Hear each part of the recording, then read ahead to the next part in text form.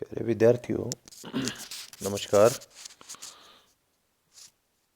आज की कहानी मलबे का मालिक, बीए पार्ट फर्स्ट, हिंदी साहित्य में आपके इस वर्ष पाठ्यक्रम में है।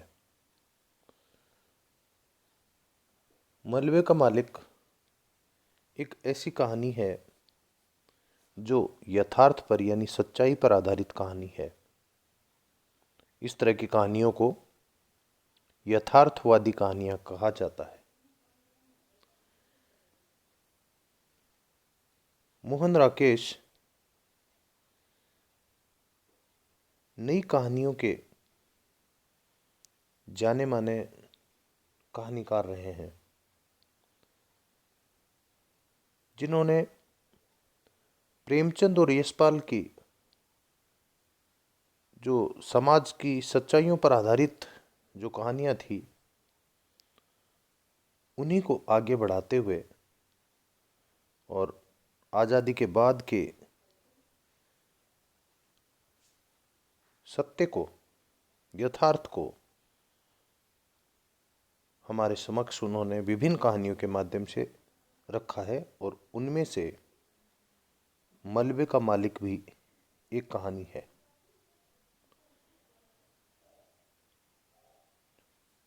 ये कहानी भारत पाकिस्तान का जब विभाजन हुआ था, तो दुर्भाग्य से बहुत बड़े स्तर पर सांप्रदायिक हिंसा हुई थी, जिसमें हिंदू और मुसलमान एक ही देश के जो आपस में भाई भाई थे, वो मारकाट का शिकार हुए थे, मारे गए थे। तो वो जो भारत और पाकिस्तान के विभाजन के समय की जो त्रासदी है, और एक ऐसा कड़वा सच है जिसको हम जुटला नहीं सकते, उस पर आधारित ये कहानी है। कथानक में ये दिखाया गया है कि देश का विभाजन होने के बाद वे मुस्लिम जो भारत को छोड़ के और पाकिस्तान चले गए थे, स्वाभाविक रूप से जहाँ जिसका बचपन गुजरा है उसको वो जगह देखने की इच्छा होती है। ऐसे में एक बार इसी तरह से मुसलमानों को लाहौर से अमृतसर आने का मौका मिलता है, और बहाना होता है हॉकी मैच देखने का। ये तो एक बहाना मात्र था, बाकी हॉकी मैच के स्थान पर वे अपने उस स्थान को देखना चाहते थे जो वो किसी समय छोड़ कर गए थे। इसमें वर्णन भी किया है मोहन राकेश ने कि वो जो घटना थी, वो जो त्रासदी थी, उसके 7.5 साल बाद की एक कथानक है या ये कहानी है। वो जब लौटकर लाहौर से अमृतसर आते हैं, तो वो घूमते हैं वहाँ पर, और उसके बाद घूमते घूमते पुरानी जो चीज़ें हैं वो देख देख कर उनकी यादें ताज़ा हो रही हैं। वे देखते हैं कि मिस्री बाज़ार जो है वो अब नाम का ही मिस्री बाज़ार रह गया है। मिस्री की दुकानें तो अब यहाँ पर बहुत ही कम हो गई हैं। उन्हें नमक मंडी की भी याद आ रही है। अब कुछ इस तरह के मुसलमान भी थे जो अपनी जन्मभूमि छोड़कर, यानी दोनों तरफ ही आना जाना हुआ था,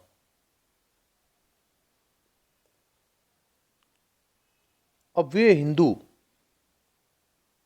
जो लाहौर के थे और लाहौर छोड़कर जिनको अमृतसर आना पड़ा था, वे इस तरह के लोगों को देखकर उत्सुक हो गए, और वो भी हालचाल जानने लगे शेष बचे लोगों का, या उस स्थान का जहाँ को वो छोड़ कर आए। आपस में बातचीत होती है। उसके बाद कहानीकार अमृतसर का जो प्रसिद्ध बांसा बाजार है, उस बांसा बाजार का वर्णन करते हैं, जिसमें निचले तबके के मुसलमान रहते थे। जैसा कि नाम से स्पष्ट है कि ज़्यादातर बांस का यहाँ पर काम करते थे और बांसों को बेचने खरीदने का काम यहाँ पर था। इन्हीं की ज़्यादातर दुकानें थी। और दंगा जब हुआ तो ऐसे में दंगाइयों ने उन बांस की दुकानों को जला दिया था और बड़े स्तर पर खून खराबा हुआ था। परिणाम ये रहा कि ये बाजार पूरी तरह से उजड़ गया और उस स्थान पर जहाँ कभी बांसा बाजार हुआ करता था, जहाँ कभी रौनक हुआ करती थी, वहाँ पर जले हुए मकान और फूटे हुए मकान, पहले कच्चे मकान बहुत हुआ करते थे, तो जब आगजनी होती थी तो आग के बाद वो मलबे में ये केवल ईंटें रह जाती थी, यूं कह लीजिए। तो बहुत बड़े स्तर पर यहाँ आग लगी हुई थी और एक अजीब सा वातावरण वहाँ पर अभी भी था, यानी पुरानी यादें अभी भी थी। यहाँ से जो लोग गए थे ज़्यादातर तो मारे गए थे, बचे हुए यदि कोई लोग वहाँ से गए थे तो वो वापस आने की हिम्मत नहीं करते थे, इतना वो डर गए थे। अब यहाँ कहानीकार ने जो एक पात्र रखा है अब्दुल गनी, वो उसका मकान भी यहीं था और मनोरी नामक लड़के ने गनी को उसका जो घर है वो किस तरह से मलबे में तब्दील हुआ वो दिखाया। गनी को देखकर चारों तरफ अफवाह फैला दी कि गली में कोई मुसलमान खड़ा है और रामदानी के लड़के को वो उठाने जा रहा था। इतना सुनते ही चारों तरफ दहशत का वातावरण हो गया। स्त्रियां अपने अपने घरों में भाग गई, खेलते हुए बच्चों को घरों के अंदर बुला लिया और पीछे से सब लोग झांक झांक कर उस बूढ़े मुसलमान यानी गन्नी को देखने लगे। अब्दुल गन्नी वहां पर बदहवास खोया हुआ सा उस मलबे के पास, कहानी का जो शीर्षक है मलबे का मालिक, सही अर्थों में वो मलबे का मालिक था। उसको लगाव था उस जगह से क्योंकि अब वहां पर गनी का कोई मकान तो नहीं था, मकान के स्थान पर केवल मलबा था। कुछ जली हुई ईंटें, कुछ चौखट, चौखटों के अलावा अलमारियां वो भी जली हुई अवशेष के रूप में। गनी को पुराना चित्र यूं को यूं उनके दिमाग में चल पड़ा। यही वो स्थान था जहां पर उन्होंने अपने लड़के चिराग दीन को खोया था। इसके बाद पुरानी बात दिमाग में आती है कि किस तरह से रखा पहलवान ने चिराग दीन को मार दिया था, उसका कत्ल कर दिया था।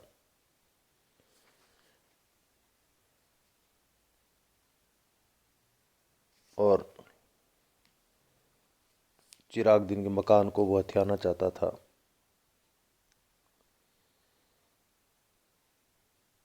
अब रखा पहलवान और लच्छा पहलवान इनकी आपस में बातचीत होती है। गनी आया है और अपने मलबे पर बैठा है। जब इस बात की सूचना उसे मिलती है तो रखा जो है उसकी भौहें तन जाती हैं और वो कहता है कि अपने मलबे पर बैठा है, यानी उसका मलबा कैसे है, मलबा हमारा है। और उसके बाद पुरानी बातों में वो भी खो जाता है।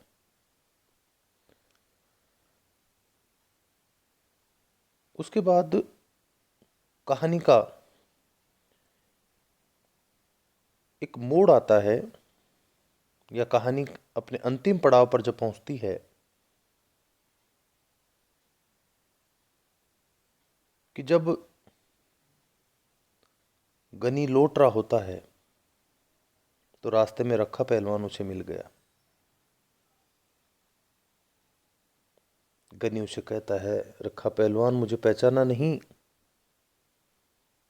गनी ने बाहीं नीचे करके कहा, मैं गनी हूं, अब्दुल गनी, चिरागदीन का बाप। गनी को इच्छा होती है कि वो रखा पहलवान को गले लगाए, पर रखे ने कोई उसके प्रति रुचि नहीं दिखाई। फिर वो पूछ ही लेता है मन के अंदर दबी हुई उस कशिश को, और कहता है कि ये सब कुछ कैसे हो गया, ये सब कुछ कैसे हो गया? तुम लोग ही तो उसके पास थे, तुम सब में भाई भाई की सी मोहब्बत थी।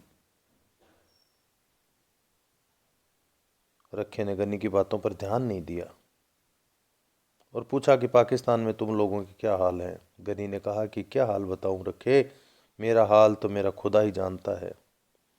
चिराग वहां साथ होता तो बात और थी, लेकिन वो मारा गया। पुरानी बातों में चिराग दिन खो जाते हैं, और वही लगातार रखे को कहते हैं, रखा उसे तेरा बहुत भरोसा था। अब इस तरह दोनों में हो रही जो बातचीत है, उसको देखकर लोग अनुमान लगा रहे थे। लोग चाहते थे कि मनोरी गनी को रखा पहलवान की सारी करतूत बता दे, क्योंकि पड़ोसी लोग पहलवान के प्रति अच्छा भाव नहीं रखते थे, वो लोग भी उससे ईर्ष्या रखते थे। लेकिन दूसरी ओर कहानीकार ने स्पष्ट किया कि गनी के मन में पहलवान के प्रति कोई किसी तरह का दुर्भाव नहीं था। उसका कारण ये था कि उसका ये मानना था कि जो होना था हो गया, होनी होकर ही रहती है, किसी के द्वारा रोकी नहीं जा सकती, इसलिए कोई दोषी नहीं होता है।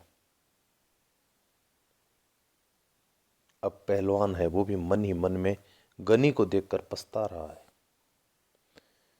तो कहानी की मूल जो संवेदना है वो उस मार्मिकता को प्रकट करना है एक प्रसंग के माध्यम से, कि इस तरह के पता नहीं कितने प्रसंग हुए होंगे जिसमें लोगों के आंसू बहे होंगे। देश का जो विभाजन हुआ उसके बाद की कितनी खौफनाक स्थिति, खौफनाक मंजर बना होगा, उसका एक छोटा सा चित्रण इस कहानी के माध्यम से प्रस्तुत किया, जिससे हम अनुमान कर सकें कि कितने बड़े स्तर पर खून खराबा हुआ। विभाजन के बाद किस तरह से दंगे और आगजनी हुए, उस पर यह कहानी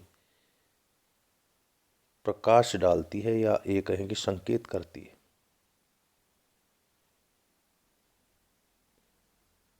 चाहे देश का विभाजन हो गया, उसके बाद भी जो जन्म स्थान होता है उसको व्यक्ति कभी नहीं भूलता। वो स्थान उसके लिए सदा सदा याद रहता है जहां उसका बचपन गुजरता है। देश का विभाजन हुआ उसके बाद भी मानवता, ममत्व, आपसी भाईचारा, एक दूसरे के प्रति प्यार प्रेम, ये खत्म नहीं होता। गनी का एक इतना सुंदर चरित्र दिखाया है, जिसका बेटा चला गया उसके बाद भी वो किसी तरह का कोई ईर्ष्या का भाव नहीं रखता है। वो बहुत बड़ा विचार, एक बड़ा उदात्त चरित्र यहाँ गनी का है, जिसका ये मानना है कि कोई किसी का दोष नहीं, जो होना था वो हो गया, जैसा होना होता है ना वो होकर ही रहता है। तो इस प्रकार लेखक हमें प्रेरित कर रहे हैं, हमें सिखा रहे हैं, बता रहे हैं गनी के माध्यम से कि हमें बड़ी से बड़ी घटना भी यदि कोई हो जाती है तो उसको हमारे हृदय में, मनोमस्तिष्क में नहीं रखना चाहिए, बल्कि उसे बुलाना चाहिए, जिससे शत्रुता का भाव खत्म हो सके। क्योंकि शत्रुता का भाव यदि रखा जाएगा तो नुकसान होता है, हानि होती है। तो शत्रुता को भूलकर और मानवीय सद्भाव बना रहे, इसकी प्रेरणा देती हुई ये बहुत ही सुंदर कहानी है। धन्यवाद।